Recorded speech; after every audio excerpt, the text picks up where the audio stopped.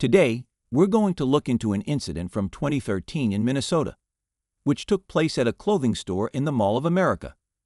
Kira Steger, aged 30 and a dedicated store clerk, had a perfect attendance record due to her passion for her job.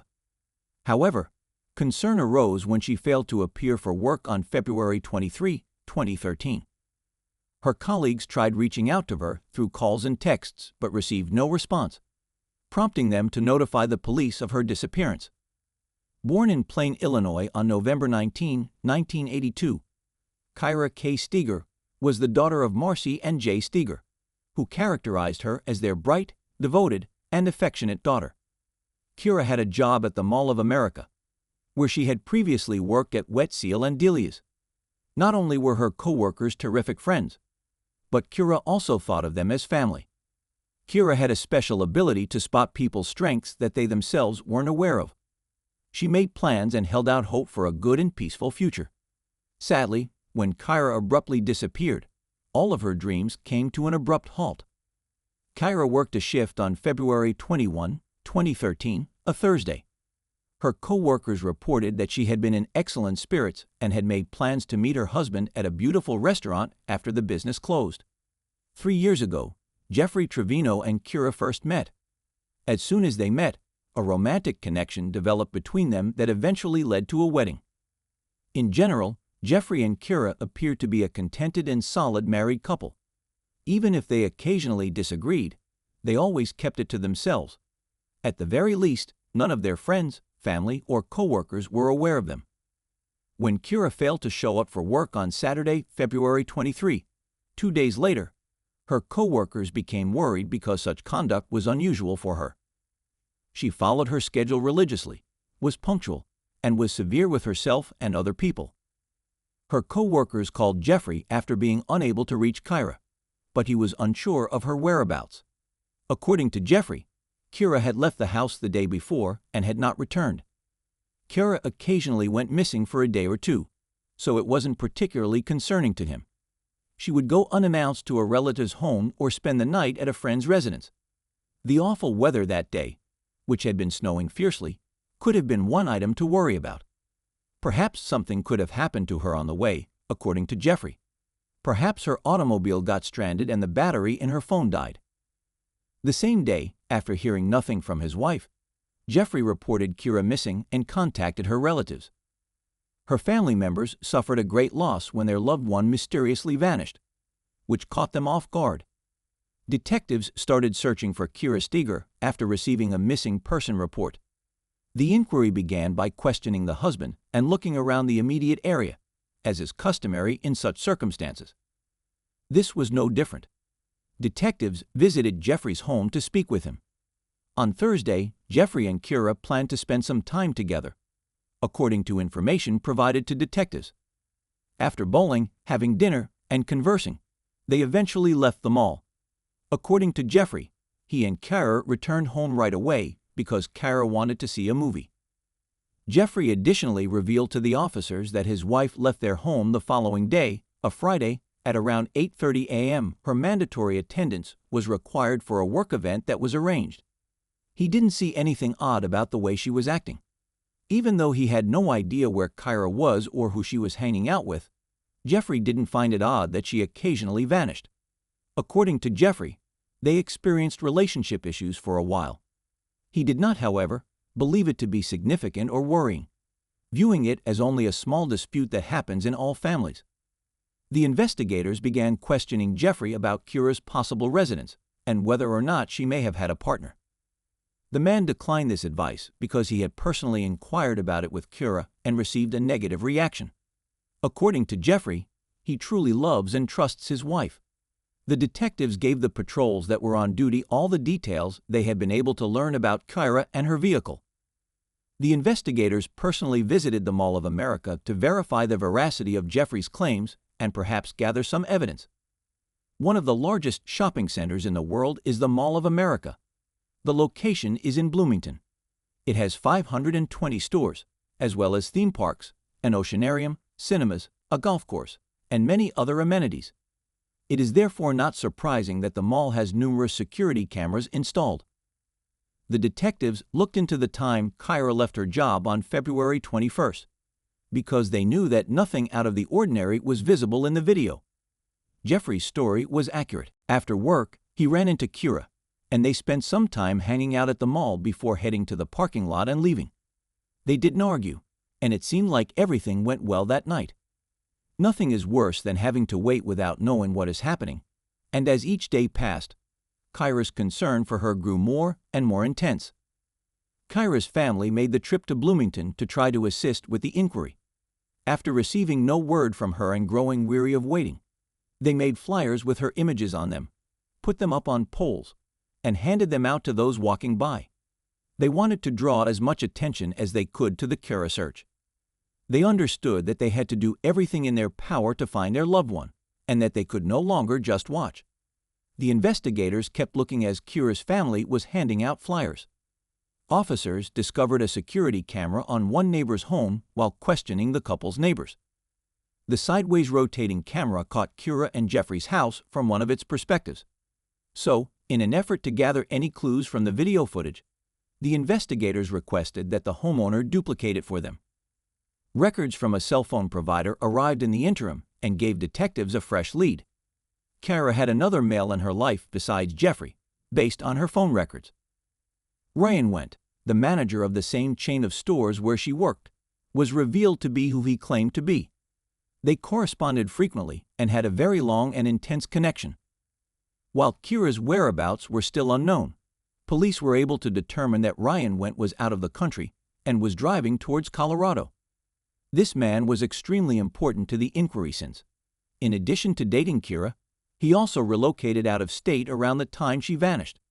Maybe it was only a coincidence and nothing more, or maybe everything was different and his escape has a hidden meaning. That is a question that the investigators would have to resolve. Nevertheless, Ryan was located by the detectives, and after agreeing to attend for questioning in Colorado, he answered numerous questions. He claimed that he texted Kira the last time he spoke to her, which was while he was driving across South Dakota. These texts had been exchanged just before Kira vanished. Detectives discovered that Kira had been in touch with her new lover when she was having dinner with her husband. After carefully examining the timing of the text messages, the correspondence made it clearly evident that Kira and Jeffrey were growing apart. The detectives looked at Ryan's phone to figure out where he was in relation to the mobile towers and went over his credit card bills. He didn't seem to be involved in Kira's disappearance that specific evening and appeared to be out of state. On the basis of that, he was declared free and removed from the suspect list. The timestamps on the texts showed that Kira was still messaging Ryan after she and her husband got home. However, their conversation came to an end at 11:44 p.m., and Kira hasn't touched her phone since. In the meantime, a different team of detectives was preparing to review the video recordings from the security camera set up on Kira's neighbor's house. This camera swept left and right, capturing most of the roadway. However, because it was turning too quickly, it was difficult to observe. Whenever the investigators saw something suspicious, the camera would swiftly turn to the opposite side. Only a few seconds were spent catching a glimpse of Jeffrey and Kira's home before the camera panned to the right. After supper and bowling, according to Jeffrey, he and Kira returned home, watched a movie, and went to bed. However, when investigators watched the tape, they saw that Kira's automobile retracted into the yard shortly after 2 a.m. It was difficult to make out exactly what was on screen at that moment due to the poor quality of the footage and the constant side-to-side movement of the camera. But the car quickly departed from their home. The reason for the late-night excursion, according to Jeffrey, was because Kira had asked him to fill up her tank before she left for work tomorrow. Surprisingly, his account of what happened was accurate. He was, in fact, observed at the petrol station at around 3 a.m. However, the detectives found that after leaving the petrol station, he didn't go back home but instead headed in the direction of the highway for an unknown reason. It's not known where he went after that. Although the neighbor's camera was constantly spinning, it did not capture his return home, so it may have just been a coincidence.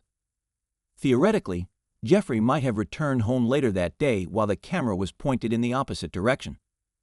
Further examination of the video by the investigators revealed that Kira's Chevrolet left around 9:21 a.m. Unfortunately, there was no way to tell who was driving. On Saturday, February 23rd, a missing person complaint was made to the police, and on Monday, February 25th, the police received a call to report the discovery of a suspicious-looking automobile. There are two multi-story parking lots next to the shopping area where Kira worked.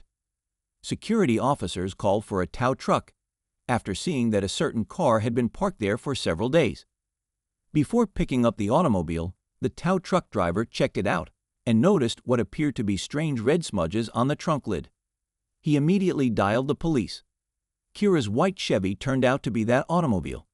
There wasn't much blood, just a few little stains, but the fact that it was there was really bad news.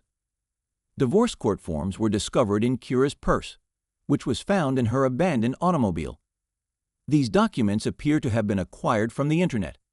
The investigators also noticed a small black object that was lying in the snow behind the car. As they approached, they noticed a rolled-up trunk mat with dark stains on the back. It was identified as Kira Steger's blood by DNA testing. The detectives began to regretfully accept that Kira was probably no longer alive. Her relatives and friends were horrified over this terrible finding. The fact that they had lost all hope of seeing Kira again raised a lot of questions in their minds. Who could have been so angry with her to have taken her life? How did she die, and did she suffer? The situation was made worse by Kira's disappearance because it was much harder to deal with the grief that had befallen them without it. Now the investigators' first concern was finding the driver who left the car in the parking lot at 9:21 a.m. The car left the house about 20 minutes later. The mall's cameras captured it. The parking lot where the car was found was free of cameras, however. The walkway leading to the car was covered by a camera. The camera was situated close to Kira's vehicle. The detectives watched the video taken by that camera and saw that a man with a hood over his head first appeared in the video a short while after the white Chevrolet pulled into the parking lot. The fact that the man was wearing a hoodie seemed normal given the temperature, but the detectives were interested in following him because of his whereabouts.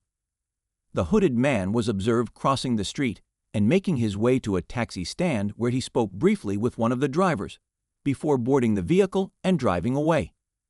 The firm that owned the taxis parked in the shopping center's parking lot was identified by the authorities. The cops had little trouble figuring out the vehicle's license plate number based on the time of the hooded man's interaction with the driver.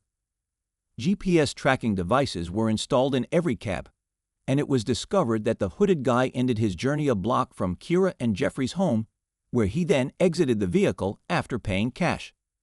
The same camera that had captured some of Kira and Jeffrey's home's footage was still pointed at the cab as it exited the neighborhood. A hooded figure entered the frame after 2 minutes. The white emblem on his hoodie stood out despite the low resolution of the video, which made it impossible to make out his face. The hooded figure was seen entering Kira and Jeffrey's home while the investigators continued to watch the video. The hooded man was almost certainly Jeffrey because Kira had gone missing.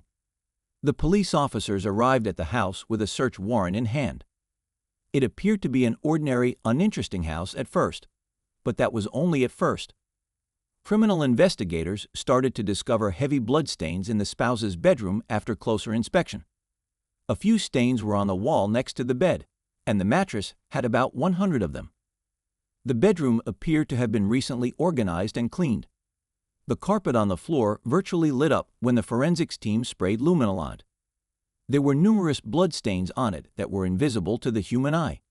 From the bedroom, these stains spread to the other side of the house.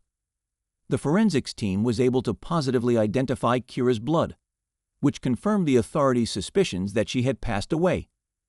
The police looked inside the house and Jeffrey's automobile. In addition to that, they didn't uncover any signs of a vehicle or any blood in the automobile itself. But they did manage to unearth something of interest. An hour and 40 minutes prior to Kira's automobile being abandoned in the mall parking lot, Jeffrey's vehicle included a gas station receipt.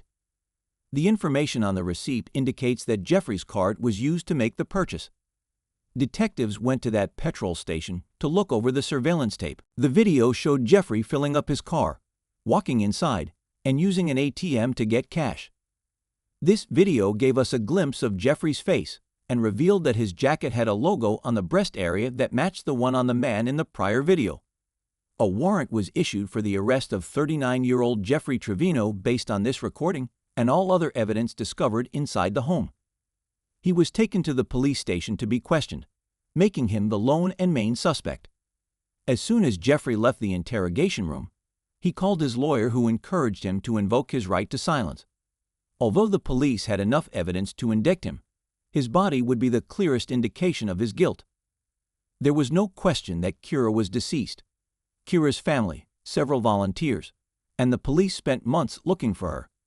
Volunteers at Keller Lake, a few kilometers from Trevino's home, found an odd bag by the highway in late March as the snowdrifts began to melt. They immediately alerted the police. A shirt, a bra, and a bloody cushion were all in the bag. Due to Kira's DNA being found on the goods, the forensics team was able to trace the discovery to her. Divers searched the water body despite the lake's continued ice cover, which made it difficult. They still didn't find any remains inside. 4 search dogs that were trained to discover bodies were used to scour the area near the lake several times, but to no avail. On May 8, 2013, which was 2.5 months after Kira vanished, the St. Paul Police Department received a distressing call. The person who answered the postal call reported seeing what seemed to be a dead body in the Mississippi River to the operator. What the cops pulled out of the water turned out to be a body. On it, there was no clothing. According to medical records, Kira Steger's body was there. She shattered the index finger on her left hand and sustained significant blunt force damage to her forehead. The medical examiners were unable to determine a precise cause of death due to the extent of decomposition. Investigators attempted to piece together the sequence of incidents that led up to Kira's death and the subsequent occurrences using the fresh evidence. They hypothesized that when Jeffrey and Kira arrived home, he learned about or observed that she was texting someone else. When Kira refused to show her husband the letter, he violently took her phone from her and shattered her finger. After reading the amorous correspondence, Jeffrey became even more furious and killed Kira in a fit of wrath before attempting to hide the crime's evidence.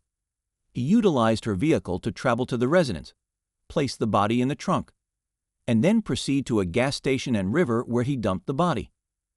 The bag holding Kira's pillow and clothes was then dumped as he drove back home. He knew he would have to pay for a cab after leaving Kira's car in the mall's parking lot, and it would be easier to do it in cash. So the next morning, he went to a gas station and drew out cash from an ATM. After getting rid of Kira's automobile, Jeffrey returned home and spent the remaining part of the day cleaning. By using subterfuge, Jeffrey hoped to give the impression that Kira was fine and had driven off in her car by herself that morning. However, his strategy was thwarted by security cameras. A jury found 39-year-old Jeffrey Trevino guilty in October 2013, agreeing with the defense that his actions were not premeditated and that the crime was the result of a tense and unexpected confrontation when he learned of his wife's adultery. Kira's family members spoke before the judge delivered his or her ruling on the sentencing. The monster is a planned criminal, Kira's sister Kira Steger declared. He is not deserving of mercy. Trevino undoubtedly showed no mercy to Kira, according to her mother, Marcy. She said, "He had dumped my daughter like a piece of trash into the country's most polluted body of water." The grief Trevino has caused their family, however, can never be made up for, according to her father, Jay. Regardless of the punishment, he declared, "No matter how much time you give Mr. Trevino, it's never enough." Jeffrey Trevino was sentenced to 27.5 years in prison in November 2013. In 2031, he will be eligible for parole.